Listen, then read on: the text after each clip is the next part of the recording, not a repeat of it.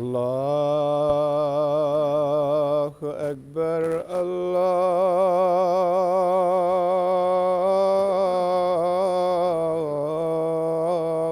الله أكبر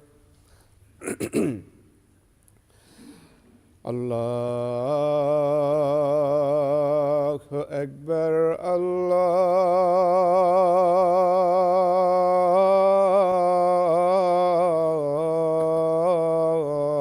الله أكبر أشهد أن لا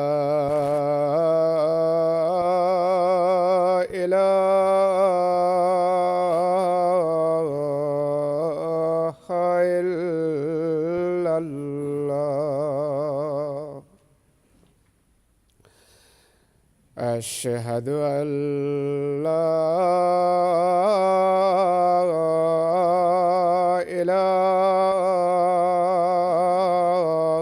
إله إلا الله أشهد أن محمدًا رسول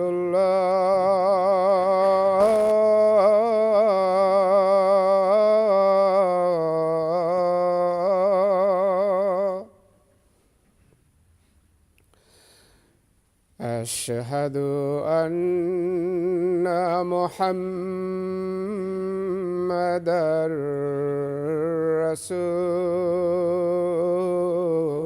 رسول الله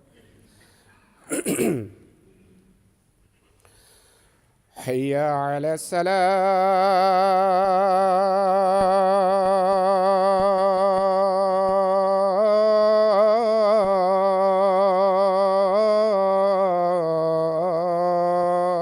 الصلاة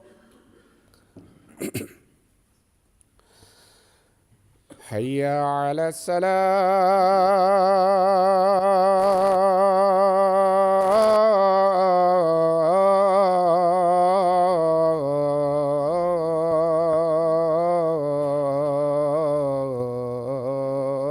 الصلاة حي على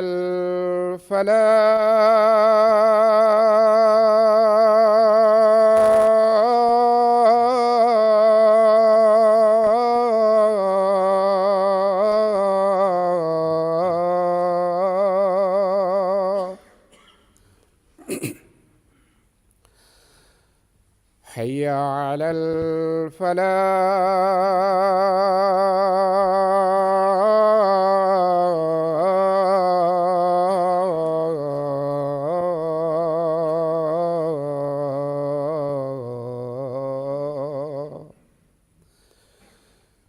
الله أكبر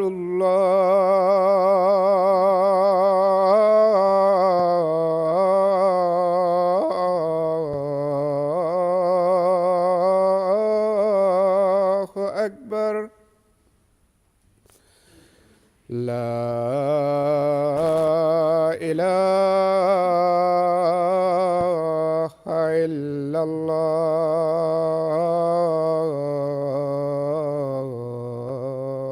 الله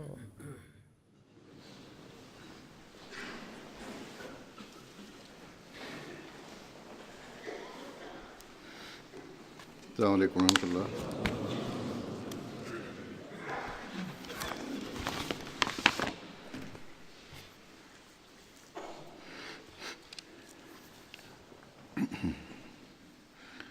أشهد أن لا إله إلا الله وحده لا شريك له وأشهد أن محمدا عبده ورسوله أما بعد فأعوذ بالله من الشيطان الرجيم بسم الله الرحمن الرحيم الحمد لله رب العالمين الرحمن الرحيم مالك يوم الدين إياك نعبد وإياك نستعين اهدنا الصراط المستقيم صراط الذين أنعمت عليهم غير المغضوب عليهم ولا الضالين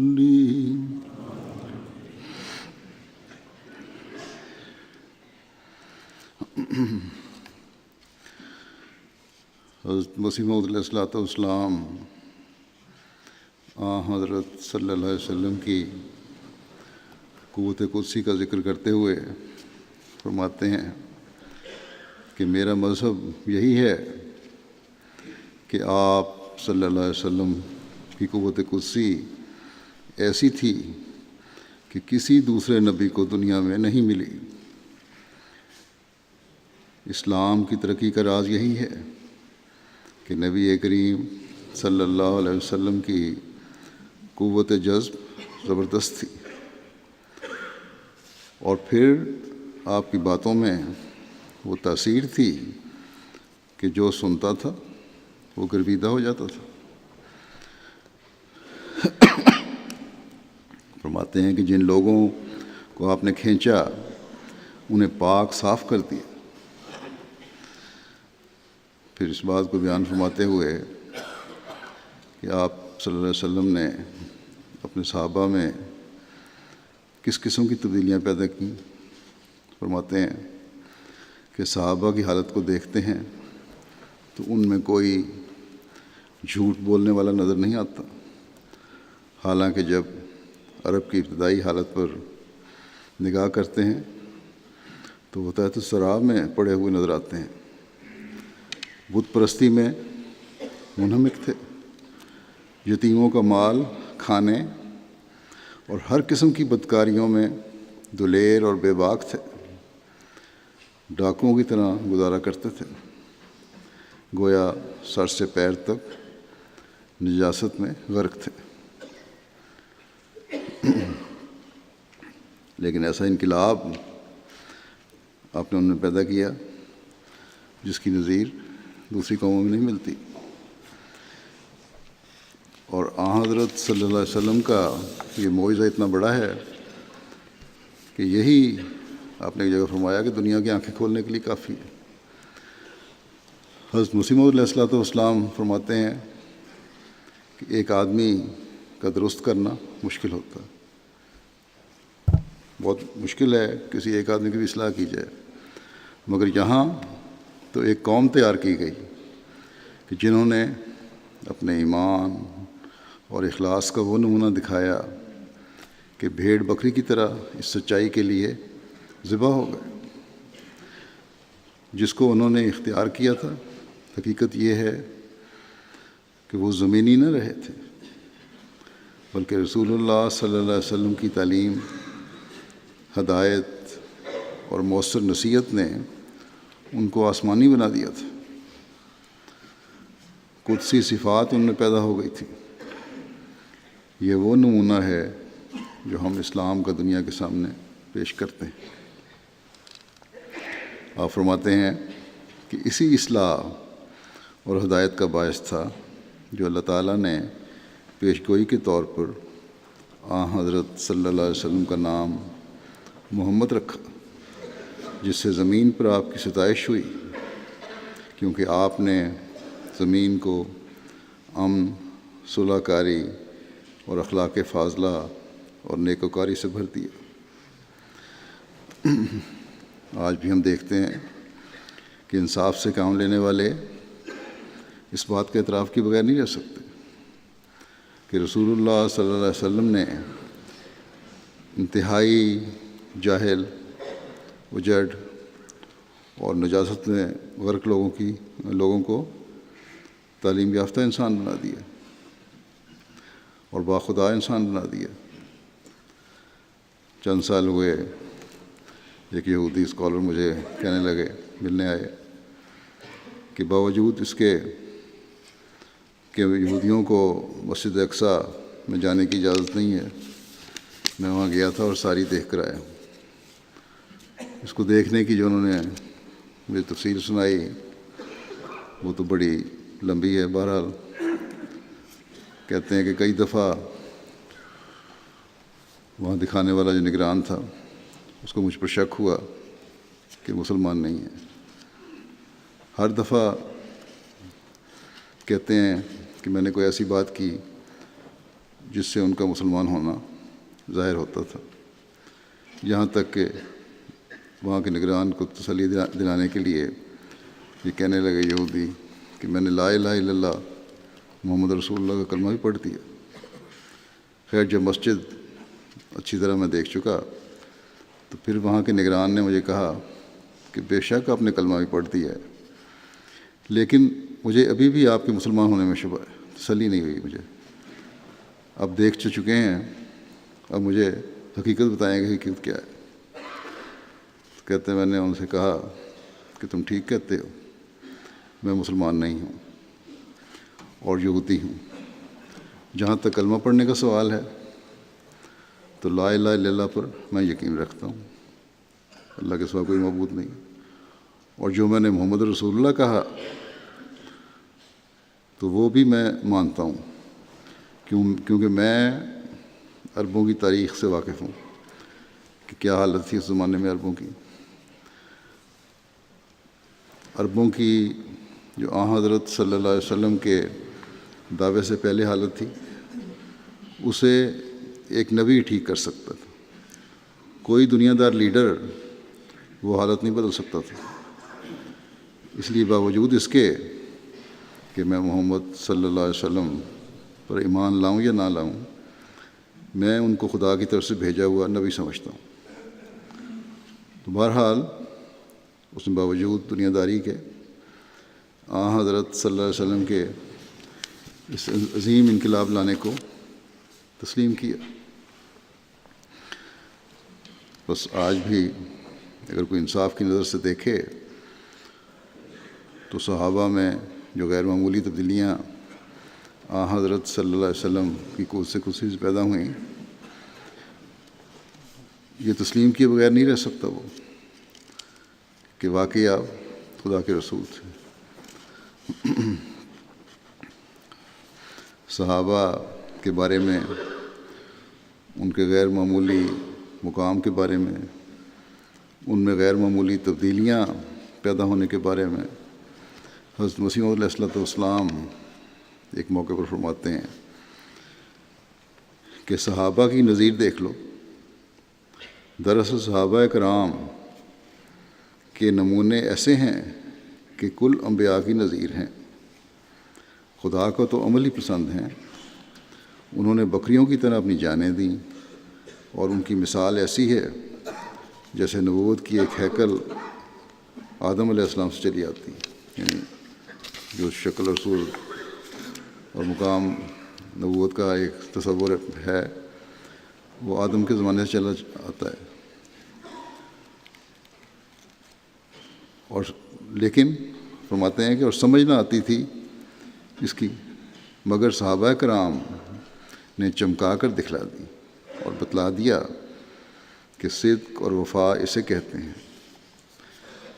پھر آپ فرماتے ہیں کہ پھر جیسی بے آرامی کی زندگی انہوں نے بسر کی اس کی نظیر بھی کہیں نہیں پائی جاتی۔ صحابہ کرام کا گروہ عجیب گروہ، قابل قدر اور قابل پیروی گروہ تھا۔ ان کے دل یقین سے بھر گئے ہوئے تھے۔ جب یقین ہوتا ہے تو آہستہ آہستہ آپ فرماتے ہیں کہ جب یقین ہوتا ہے تو آہستہ آہستہ مال وغیرہ دینے کو جی چاہتا ہے، پھر جب بڑھ جاتا ہے تو صاحب یقین خدا کی خاطر جان دینے کو تیار ہو جاتا ہے۔ پھر صحابہ کی فضیلت بیان فرماتے ہوئے ایک موقع پر حضرت مسیح علیہ السلام نے فرمایا کہ لا تلہیہم تجارت ولا بیع عن ذکر اللہ۔ قرآن شریف میں اللہ تعالیٰ فرماتا ہے کہ جنہیں نہ کوئی تجارت اور نہ کوئی خرید و فروخت اللہ کے ذکر سے غافل کرتی۔ اب اس کی وضاحت کرتے ہوئے فرماتے ہیں کہ یہ ایک ہی آیت صحابہ کے حق میں کافی ہے کہ انہوں نے بڑی بڑی تبدیلیاں کی تھیں، اور انگریز بھی اس کے معترف ہیں کہ ان کی کہیں نظیر ملنا مشکل ہے۔ بادیہ نشین لوگ اور اتنی بہادری اور جرأت تعجب آتا ہے۔ فرماتے ہیں کہ وہ ایسے مرد ہیں کہ ان کو یاد الہی سے نہ تجارت روک سکتی ہے اور نہ بیع مانع ہوتی ہے، یعنی محبت الہیہ میں ایسا کمال تام رکھتے ہیں کہ دنیاوی مشغولیاں گو کیسی ہی کثرت سے پیش آویں ان کے حال میں خلل انداز نہیں ہو سکتی۔ پھر آپ فرماتے ہیں کہ یاد رکھو کہ کامل بندے اللہ تعالیٰ کے وہی ہوتے ہیں جن کی نسبت فرمایا ہے لا تلہیہم تجارت ولا بیع عن ذکر اللہ، کہ جب دل خدا کے ساتھ سچا تعلق اور عشق پیدا کر لیتا ہے تو وہ اس سے الگ ہوتا ہی نہیں۔ اس کی ایک کیفیت اس طریق پر سمجھ میں آ سکتی ہے کہ جیسے کسی کا بچہ بیمار ہو تو خواہ وہ کہیں جاوے، کسی کام میں مصروف ہو، مگر اس کا دل اور دھیان اسی بچے میں رہے گا۔ اسی طرح جو لوگ خدا کے ساتھ سچا تعلق اور محبت پیدا کرتے ہیں وہ کسی حال میں بھی خدا کو فراموش نہیں کرتے۔ بس صحابہ کرام رضوان اللہ علیہم نے وہ سچا تعلق اور عشق خدا تعالیٰ سے پیدا کر لیا تھا کہ سوال ہی نہیں تھا کہ وہ کسی طرح بھی خدا تعالیٰ سے غافل ہوں یا کسی بھی قربانی سے وہ دریغ کرنے والے ہوں۔ صحابہ کی بہت سی مثالیں ہیں۔ حضرت خباب بن ارد کے بارے میں آتا ہے کہ جب ان کی وفات کا وقت قریب آیا تو انہوں نے اتنا خوف اور خشیت تھی اللہ تعالیٰ کی، اپنا کفن دیکھنے کے لیے منگوایا اور دیکھا تو وہ ایک عمدہ کپڑے کا کفن تھا۔ اپنے عزیزوں سے کہا کہ اتنا عمدہ کفن مجھے دو گے، اور رو پڑے اور کہنے لگے کہ رسول اللہ صلی اللہ علیہ وسلم کے چچا حضرت حمزہ کو ایک چادر کفن کے لیے میسر ہوئی تھی، اور وہ بھی اتنی چھوٹی کہ پاؤں ڈھانپتے تو سر ننگا ہو جاتا تھا، سر ڈھانپتے تو پاؤں ننگے ہو جاتے تھے۔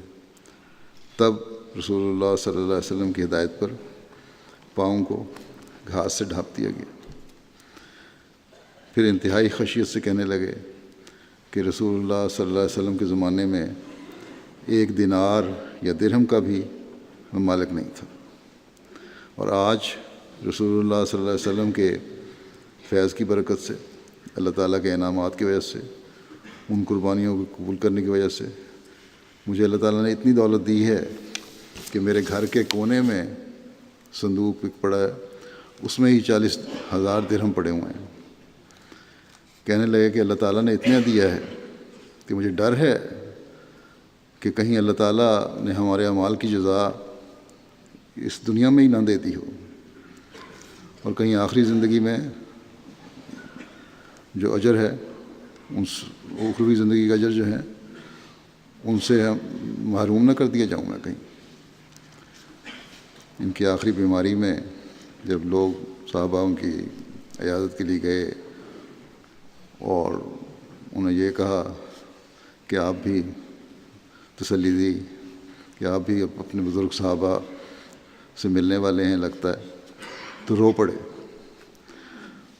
اور ساتھ ہی یہ کہنے لگے کہ یہ نہ سمجھنا کہ میں موت کے ڈر سے رویا ہوں، بلکہ اس لیے رویا ہوں کہ جن صحابہ کا تم نے مجھے بھائی کہا ہے ان کا مقام بہت بلند تھا، پتہ نہیں میں ان کا بھائی ہونے کا اہل بھی ہوں یا نہیں۔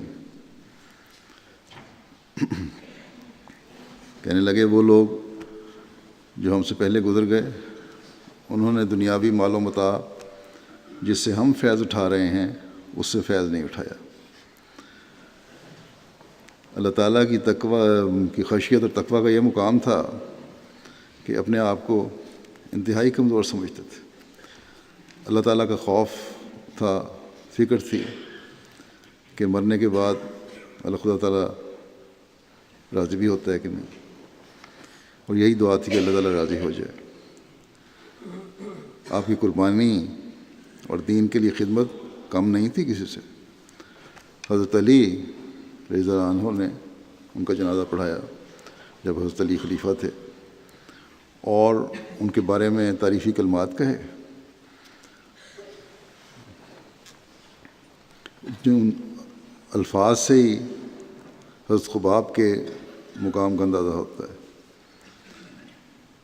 آپ نے فرمایا اللہ تعالیٰ خباب پر رحم کرے، انہوں نے نہایت محبت اور رغبت سے اسلام قبول کیا اور پھر ہجرت کی توفیق پائی۔ پھر جو زندگی انہوں نے گزاری وہ ایک مجاہد کی زندگی تھی۔ وہ شدید بھیانک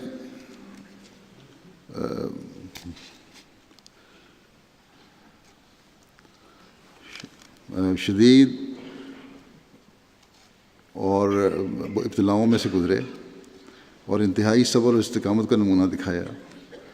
حضرت علی نے فرمایا کہ اللہ تعالیٰ ایسے لوگوں کے اجر ضائع نہیں کرتا جو نیک اعمال بجا لانے والے ہوں۔ حضرت خباب کا جو مقام حضرت عمر کی نظر میں تھا وہ بھی دیکھیں کیسا عظیم تھا۔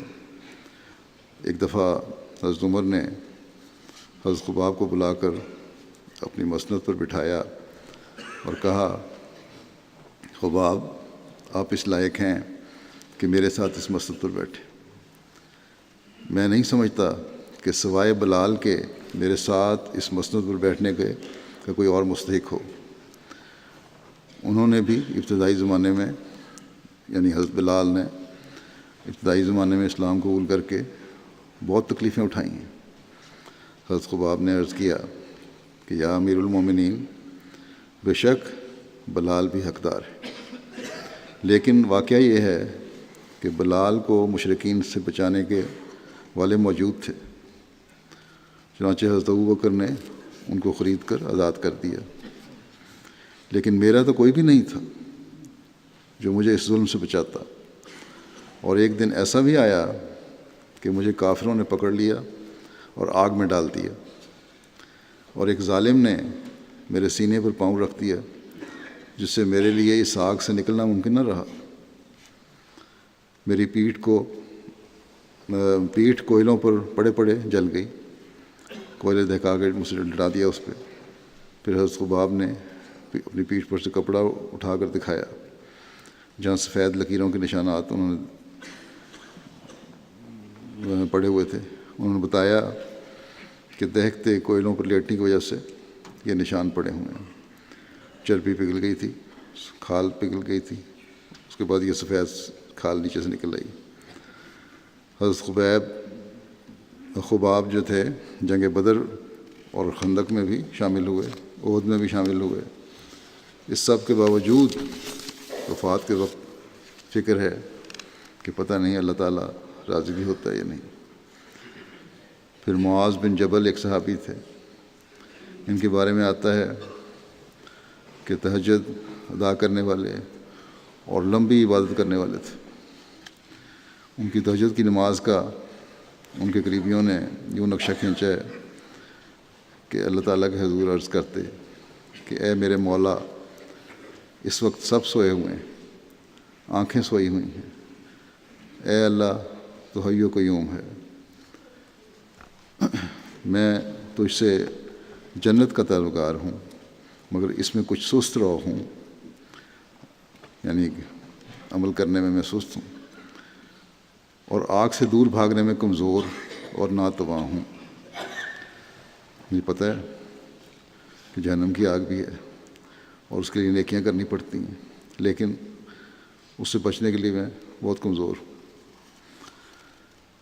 اے اللہ، تو مجھے اپنے پاس سے ہدایت عطا کر دے، اور وہ ہدایت جو مجھے قیامت کے دن بھی نصیب ہو، جس دن تو اپنے وعدے کے خلاف نہیں کرے گا۔ اللہ تعالیٰ کی راہ میں بہت خرچ کیا کرتے تھے، اور خرچ کرنے کی وجہ سے ان پر قرض بھی چڑھ جاتا تھا۔ حضرت کعب بن مالک کے بیٹے حضرت معاذ کے بارے میں بیان کرتے ہیں کہ اللہ تعالیٰ کا حضرت معاذ کے ساتھ عجیب سلوک تھا۔ وہ نہایت حسین بھی تھے، بہت سخی بھی تھے، ان کی دعائیں بھی بہت قبول ہوتی تھیں۔ جو اللہ تعالیٰ سے مانگتے اللہ تعالیٰ انہیں عطا بھی کر دیتا تھا۔ اللہ تعالیٰ کا ان سے خاص معاملہ تھا، اگر قرض چڑھتے بھی تھے تو اترنے کے سامان بھی اللہ تعالیٰ فرما دیتا تھا۔ ایک عجیب فہم و فراست اللہ تعالیٰ نے انہیں عطا کی ہوئی تھی۔ ان صحابہ کی اللہ تعالیٰ سے محبت کی وجہ سے رسول اللہ صلی اللہ علیہ وسلم سے بھی محبت تھی، یا رسول اللہ صلی اللہ علیہ وسلم کی محبت کی وجہ سے ہی خدا تعالیٰ سے بھی محبت پیدا ہوئی تھی، کیونکہ آپ کی قوت کرسی نے اللہ تعالیٰ کی محبت کا ادراک پیدا کیا تھا ان لوگوں میں۔ جیسا کہ ذکر ہوا، حضرت صلی اللہ علیہ وسلم کی قوت کرسی نے ان میں ایک انقلاب پیدا کیا تھا، ورنہ یہ عشق و محبت کی داستانیں جو ہیں کبھی رقم نہ ہوتی۔ اللہ تعالیٰ کی خاطر حضرت صلی اللہ علیہ وسلم سے جو محبت تھی وہ بھی ایسی جس کی نظیر نہیں ملتی، جیسے کہ حضرت مسیح علیہ السلام نے بھی ذکر کیا ہے۔ چنانچہ حضرت شماس بن عثمان کے بارے میں تاریخ نے ایسا واقعہ محفوظ کیا ہے جو ان کی حضرت صلی اللہ علیہ وسلم سے محبت کی ایک مثال بن گیا، اور اسلام کی خاطر قربانی کے اعلیٰ ترین معیار قائم کرنے کی مثال ہے۔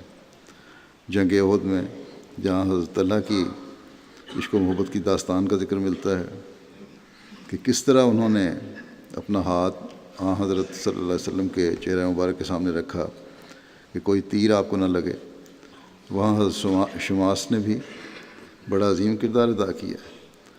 حضرت شماس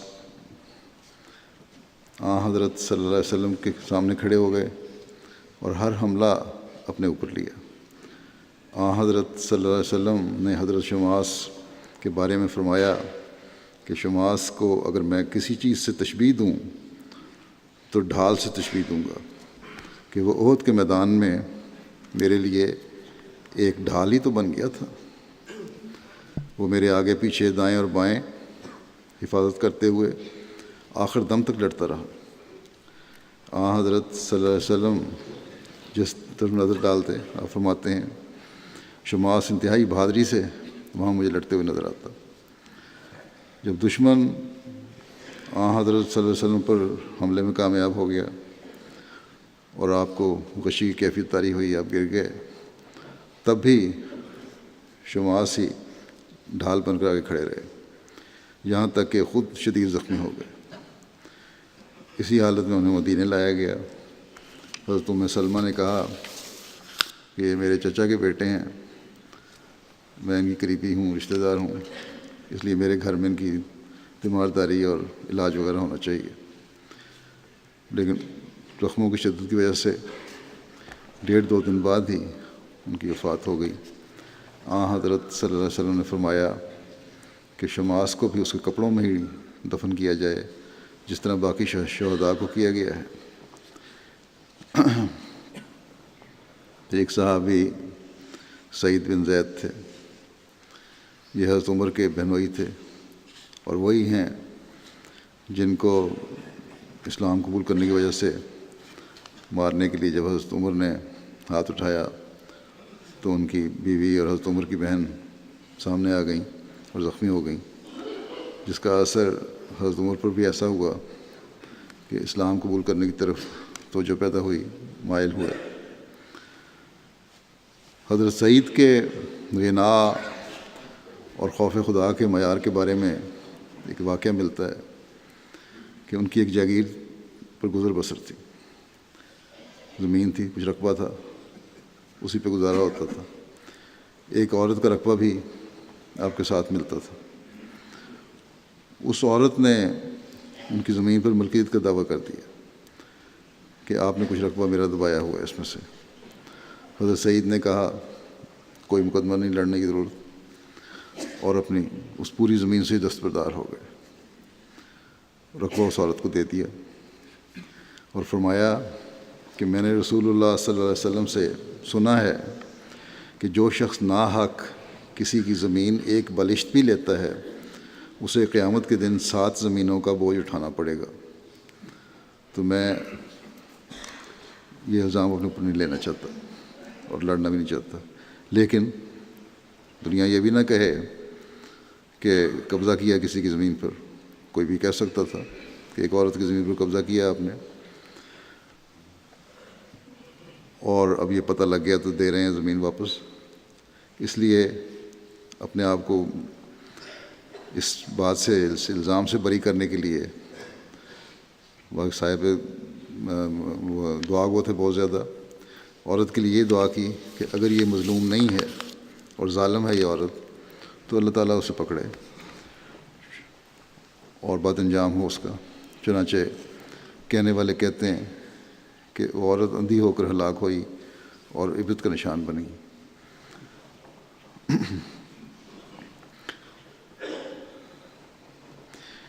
حق بات کہنا اور کسی سے نہ ڈرنا صحابہ کی شیبت۔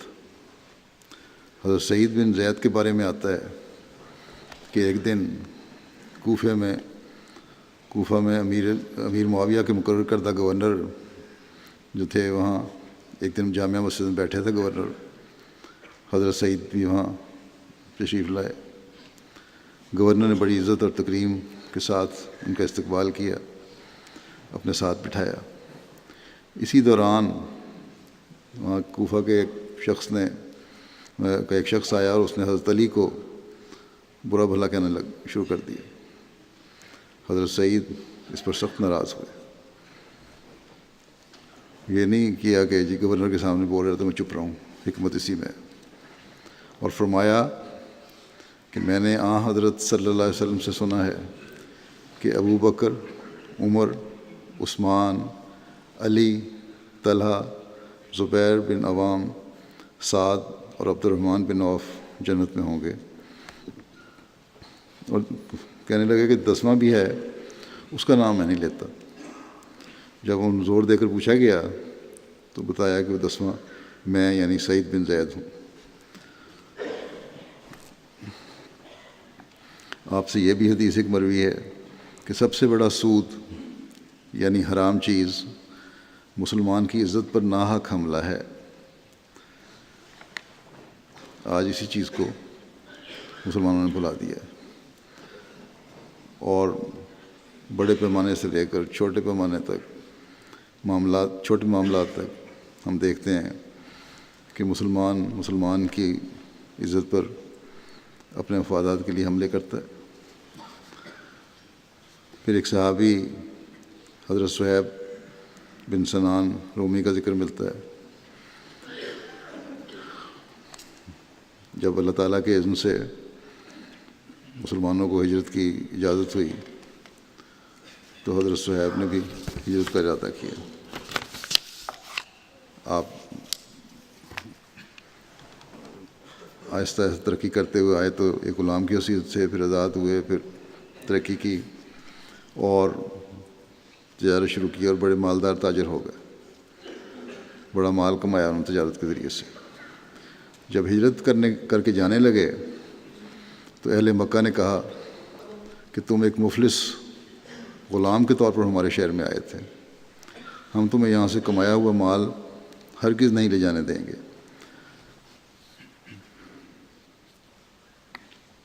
انہوں نے کہا کہ اچھا میں اپنا مال چھوڑ دیتا ہوں۔ اب تو جانے دو گے اگر میں مال چھوڑ دوں؟ بہرحال انہوں نے اپنا نصف مال اہل مکہ کے حوالے کیا اور ہجرت کا پروگرام بنایا۔ جب آپ اپنے خاندان کے ساتھ مدینہ کی جانب روانہ ہوئے تو بعض قریش نے آپ کا پیچھا کیا۔ صہیب بہادر انسان تھے، تیر اندازی بھی بڑے اچھے طریقے سے کرتے تھے، بڑے ماہر تھے تیر اندازی میں۔ انہوں نے کفار کو دیکھ کر اپنے ترکش سے تمام تیر نکال کر زمین پر پھیلا دیے اور ان لوگوں کو دیکھ کر کہا کہ اے قریش، تم جانتے ہو کہ میں تم سے بہتر تیر انداز ہوں، میرا آخری تیر ختم ہونے تک تم مجھ تک نہیں پہنچ سکتے، اس کے بعد میری تلوار ہے، اس کے ساتھ تمہیں مجھ سے لڑنا پڑے گا، تم مجھے امن سے جانے دو، بہتر یہی ہے، اور اس کے عوض جو میرا باقی مال ہے جو میں نے فلاں جگہ رکھا ہوا ہے وہ لے لو۔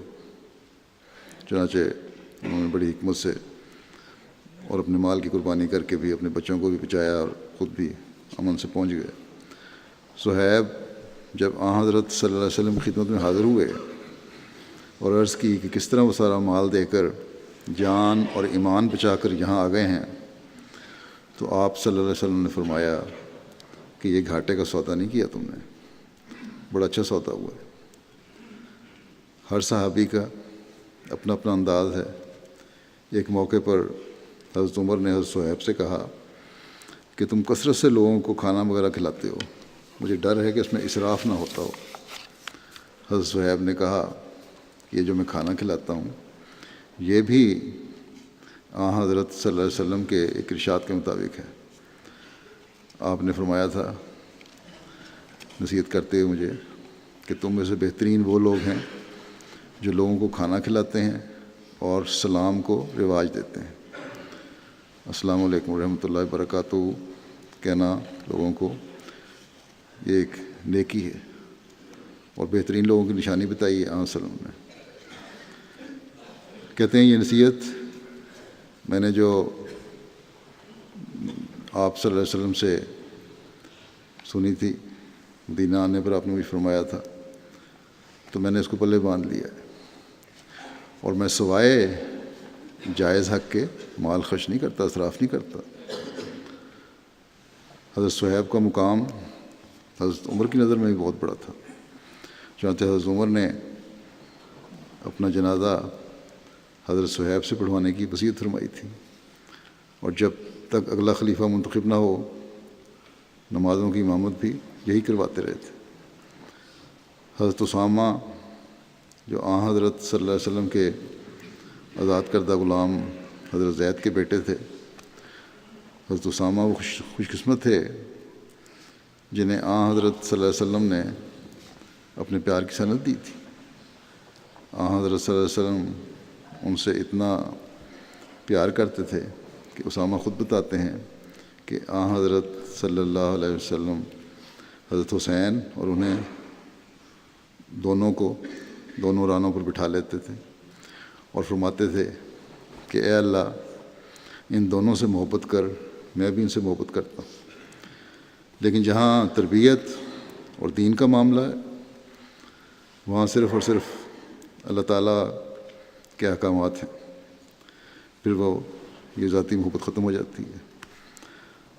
حضرت اسامہ حضرت صلی اللہ علیہ وسلم کے زمانے میں چھوٹی عمر کے تھے، ان کی وفات کے وقت بھی 18 سال کی عمر تھی ان کی، لیکن بعض لڑائیوں میں شمولیت کا موقع انہیں ملا۔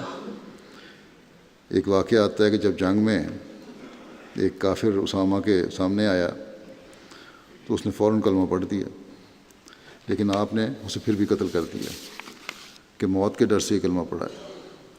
حضرت اسامہ کہتے ہیں کہ میں نے اس واقعے کو حضرت صلی اللہ علیہ وسلم کی خدمت میں بیان کیا تو آپ نے فرمایا کہ تو اس شخص کے کلمہ پڑھنے کے کہ تم نے اس شخص کے کلمہ پڑھنے کے بعد بھی اسے قتل کر دیا۔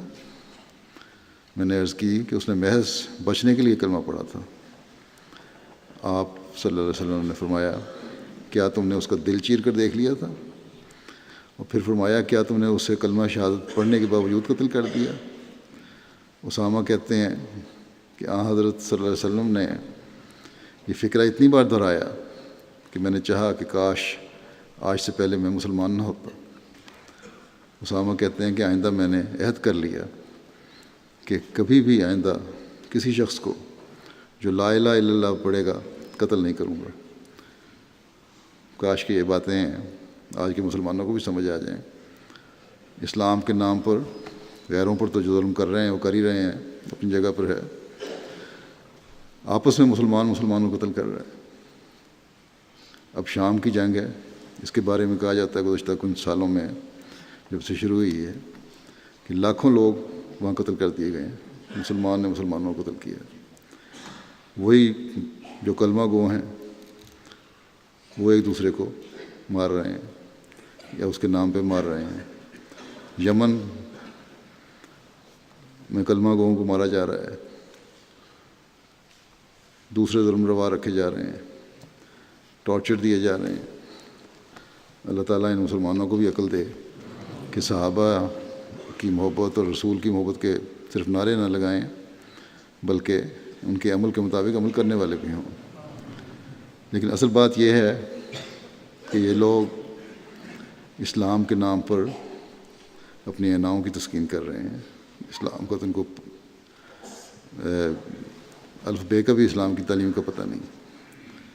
اپنی برتری ثابت کرنا ان کا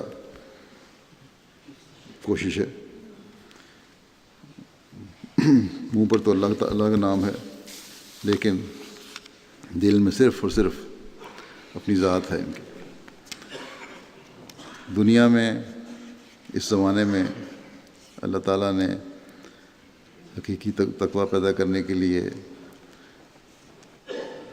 حضرت مسیح علیہ السلام کو بھیجا ہے۔ بس ان مسلمانوں کی حالت دیکھ کر ان کی تو اصلاح ہو نہیں سکتی جب تک یہ قبول نہ کریں۔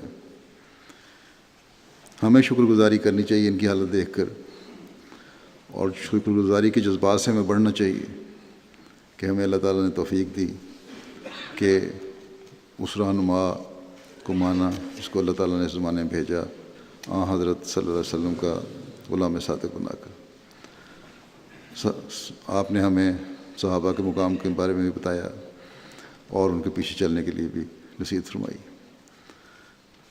یہ بتایا کہ صحابہ کے نمونے کس قسم کے ہیں، تمہیں انہیں اسوہ سمجھنا چاہیے اور ان کے پیچھے چلنے کی کوشش کرنی چاہیے۔ بس یہی ایک ذریعہ ہے جس سے ہم اگر اپنے سامنے رکھیں اور آپ کی باتوں کو سمجھنے اور ان پر عمل کرنے کی کوشش کریں تو حقیقی مسلمان بھی بن سکتے ہیں۔ آپ ایک جگہ فرماتے ہیں کہ اصل بات یہ ہے کہ جب تک انسان اپنی خواہشوں اور اغراض سے الگ ہو کر خدا تعالیٰ کے حضور نہیں آتا وہ کچھ حاصل نہیں کرتا بلکہ اپنا نقصان کرتا ہے۔ لیکن جب وہ تمام نفسانی خواہشات اور اغراض سے الگ ہو جاوے اور خالی ہاتھ اور صافی قلب لے کر خدا تعالیٰ کے حضور جاوے تو خدا اس کو دیتا ہے اور خدا تعالیٰ اس کی دستگیری کرتا ہے۔ مگر شرط یہی ہے کہ انسان مرنے کو تیار ہو جاوے اور اس کی راہ میں ذلت اور موت کو خیر بات کہنے والا بن جاوے۔ پھر آپ فرماتے ہیں دیکھو دنیا ایک فانی چیز ہے مگر اس کی لذت بھی اسی کو ملتی ہے جو اس کو خدا کے واسطے چھوڑتے ہیں۔ یہی وجہ ہے کہ جو شخص خدا تعالیٰ کا مقرب ہوتا ہے، اب صحابہ نے کہ واقعات میں ہم دیکھا کہ جب چھوڑا خدا کے لیے تو خدا تعالیٰ نے بہت نوازا، لیکن پھر بھی ان کو اپنے انجام کی فکر ہے، اپنی آخرت کی فکر ہے۔ اس نوازے جانے کے باوجود گویا کہ مکمل طور پر خدا کے ہو گئے تھے۔ آپ فرماتے ہیں کہ جو شخص خدا تعالیٰ کا مقرب ہوتا ہے خدا تعالیٰ دنیا میں اس کے لیے قبولیت پھیلا دیتا ہے۔ یہ وہی قبولیت ہے جس کے لیے دنیا دار ہزاروں کوششیں کرتے ہیں کہ کس طرح کوئی خطاب مل جاوے یا کسی عزت کی جگہ یا دربار میں کرسی ملے اور کرسی نشینوں میں نام لکھا جاوے۔ غرض تمام دنیاوی عزتیں اسی کو دی جاتی ہیں اور ہر دل میں اسی کی عظمت اور قبولیت ڈالی جاتی ہے جو خدا تعالیٰ کے لیے سب کچھ چھوڑنے اور کھونے پر آمادہ ہو جاتے ہیں، نہ صرف آمادہ بلکہ چھوڑ دیتے ہیں۔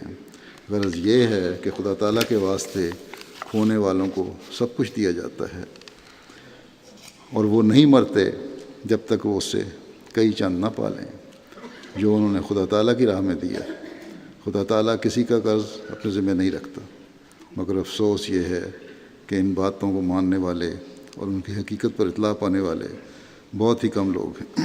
اللہ تعالیٰ ہمیں توفیق دے کہ ہم آپ کی باتوں پر عمل کرتے ہوئے اللہ تعالیٰ اور اس کے رسول کی حقیقی پیروی کرنے والے اور احکامات پر عمل کرنے والے ہو جائیں۔ نمازوں کے بعد ایک میں جنازہ حاضر پڑھاؤں گا جو مکرمہ حمد المجید احمد صاحبہ کا ہے، جو چودھری ناصر احمد صاحب نائب امیر یو کے اور مرکزی جداد شعبہ کے انچارج بھی ہیں۔ ان کی وفات ہوئی ہے 9 جنوری 2018 کو۔ انا للہ و انا الیہ راجعون۔ آپ حضرت مولوی عبداللہ سنوری صحابی حضرت مسیح علیہ الصلوۃ والسلام کی پڑپوتی تھیں۔ شادی کے بعد 1978 سے فضل مسجد کے قریب رہائش پذیر تھیں۔ 100 مواصلات کی پابند تھیں، چندوں میں باقاعدہ، بہت ہمدرد، ملنسار، مہمان نواز، نیک و مخلص خاتون تھی، سب کے دکھ درد میں شامل ہوتی تھیں۔ خلافت سے تعلق تھا بہت زیادہ، اپنے بچوں کو ہمیشہ اس تعلق کو قائم رکھنے کے لیے تلقین کرتیں، نماز کی پابندی کی تلقین کرتیں، اچھی تربیت بچوں کی کرنے کی کوشش کی۔ اس کے ساتھ ہی محلے کے بچوں کو قرآن کریم پڑھانے کی بھی توفیق پائی۔ لجنہ یو کے میں خدمت خلق اور ضیافت کے شعبوں کے علاوہ جلسہ سالانہ یو کے پر بطور نازمہ مہمان نوازی خدمت کی توفیق پائی۔ عثمان گان میں ان کے میاں چودھری ناصر احمد صاحب اور 4 بیٹیاں ہیں۔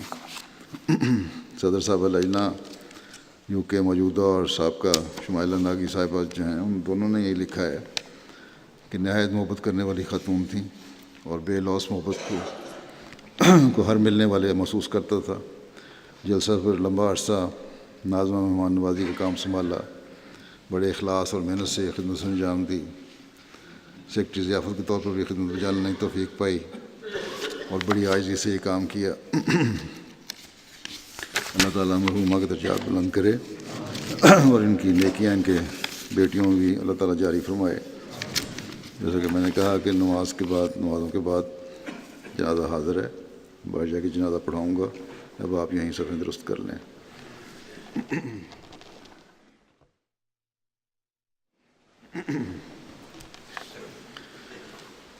الحمد للہ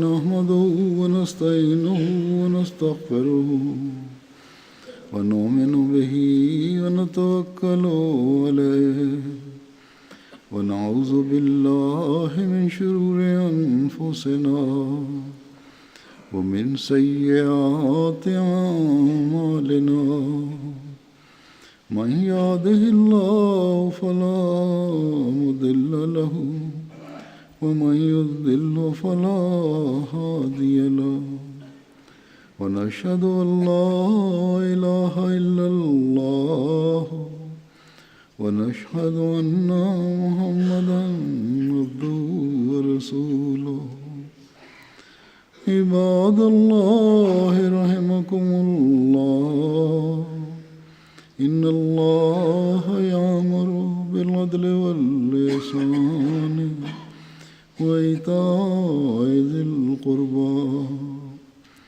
وينهى عن الفحشاء والمنكر والبغي يعظكم لعلكم تذكرون اذكروا الله يذكركم وادعوه يستجب لكم ولذكر الله أكبر۔